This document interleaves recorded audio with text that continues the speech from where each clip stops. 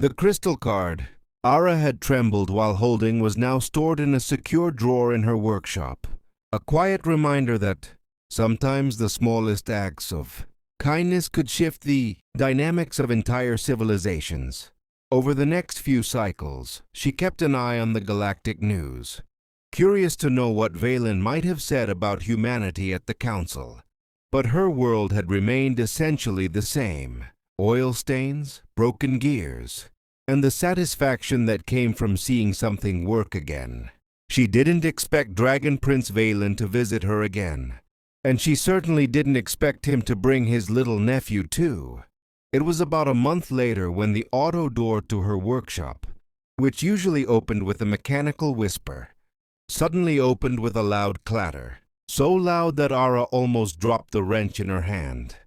"Come in," she called out, lifting her eyes from her welding mask. And there they were, Prince Valen, shimmering with his magnificent royal purple and gold, and next to him the little dragon, Sputnik.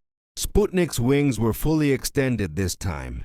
His iridescent scales seemed brighter than usual, and in his claws were not one but 3 mechanical birds. One was the one Ara had fixed, and 2 new ones, which didn't look broken, but were still clearly part of a child's collection.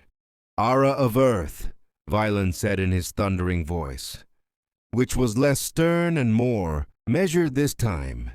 "I am again at your service." Ara raised her mask and smiled. "Your Highness." "And hello, little one." She looked at Sputnik.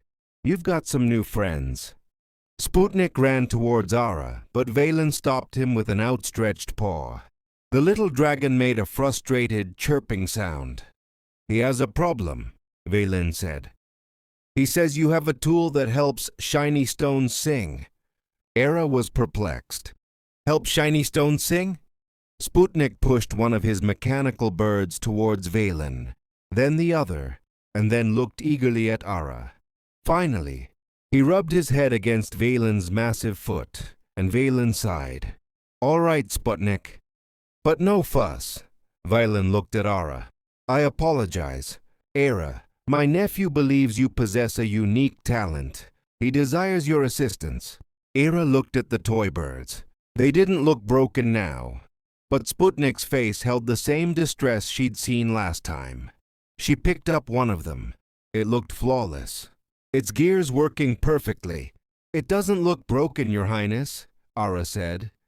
Valen replied, "He knows, but he says they are not as happy as the first bird." For Ara, this was the most adorable puzzle of dragon logic. Such a profound emotional response to a child's toy. She remembered the first bird she had repaired, how it had come alive with a beautiful melody. Was it just the repair, or was there something more? "Let me take a look then," Ara said, gesturing Valen and Sputnik into the workshop. "Let's see what I can do for your less happy friends." Valen stepped in, filling the workshop with his regal presence, while Sputnik trotted over to his favorite spot, right by Ara's feet. Sputnik placed his 2 other birds on her workbench, and just like before, watched Ara's every move with his large amber eyes. Ara picked up one bird and examined it closely. It was indeed less vibrant than the first one. Its metal didn't look as polished, and its wings were slightly stiff. It wasn't that it was broken, but rather that it was incomplete. She took out her small human tools. "Your Highness," Ara said to Valen, "these birds, they are missing some things that the first one had, even when it was broken."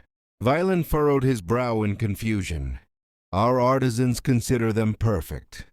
These are the finest metal songbirds the Empire can produce." "Perhaps," Ara said, gently soldering a tiny connection. "But they lack heart." Valen said nothing. He watched Ara, her small fingers working on the complex mechanism. Ara reinforced wires that were already good, smoothed out joints that were already fluid. She wasn't just repairing. She was perfecting them with the kind of care a human gives to the broken.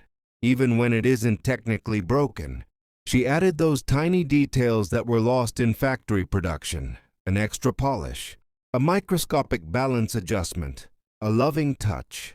An hour later, Era picked up the first new bird. I think this one is ready to be happy. She activated it. The bird's eyes glowed, but this time the light was a little more vibrant. Its wings unfolded more fluidly than before, and when it sang, its melody was more rich and resonant, as if it were singing from the soul. Sputnik chirped with joy, hugging his new happy bird just like he did the first one. I believe we have something to learn here. Era of Earth, Valen said, with a tone of unusual reverence in his voice. You don't just fix things, you infuse them with life. Ara smiled. It's just a little care, Your Highness. Everything, no matter how small, deserves a little extra touch. And so, Era continued to work on the rest of Sputnik's toys, not merely repairing them, but giving them soul with that human warmth and perfection that only a human could. Valen watched, and each time a bird became happy, a new understanding sparked in his centuries-old dragon heart.